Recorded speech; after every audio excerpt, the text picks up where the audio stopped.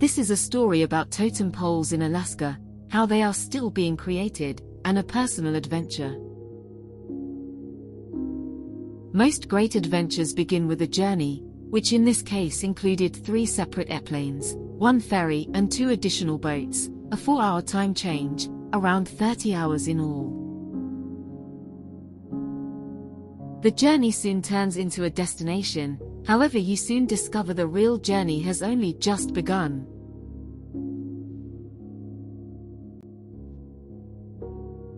It's amazing how time speeds up and slows down at the same time.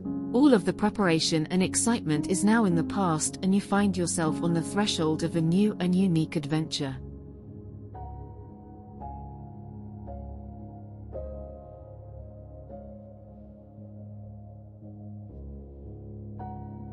Eventually, I found my way to a cozy, remote little cabin which was a pretty long way from anywhere.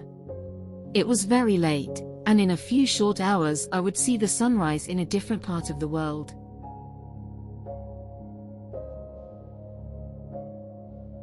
They say that luck is when preparation meets opportunity. It was certainly the case here, so I was already feeling very lucky, but nothing could have prepared me for the next part.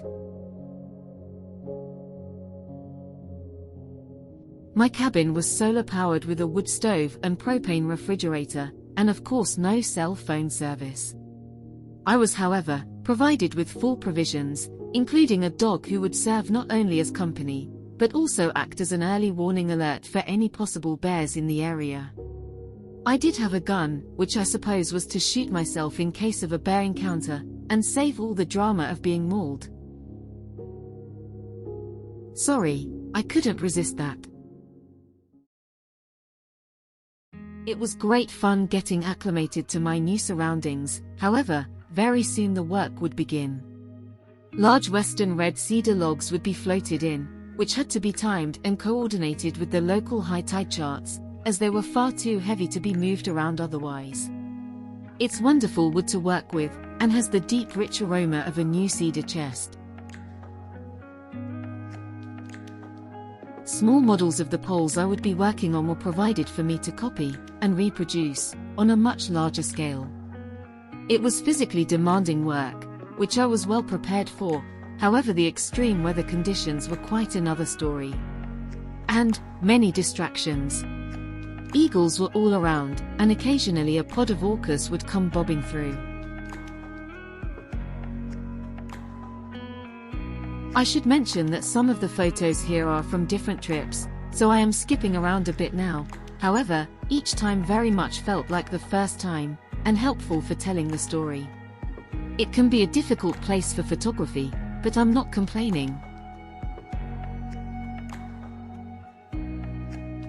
All of the trees that we used were salvaged, most of them had toppled into the sea and harvested before being caught in the wild Japanese ocean currents that pushed through the inside passage, in what is known as the Tungas Narrows.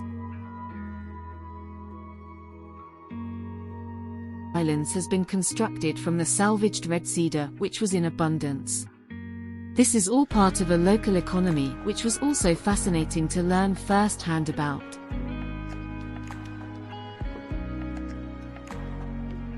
Discovering all this, you begin to understand how it connects with the history of totem poles in general.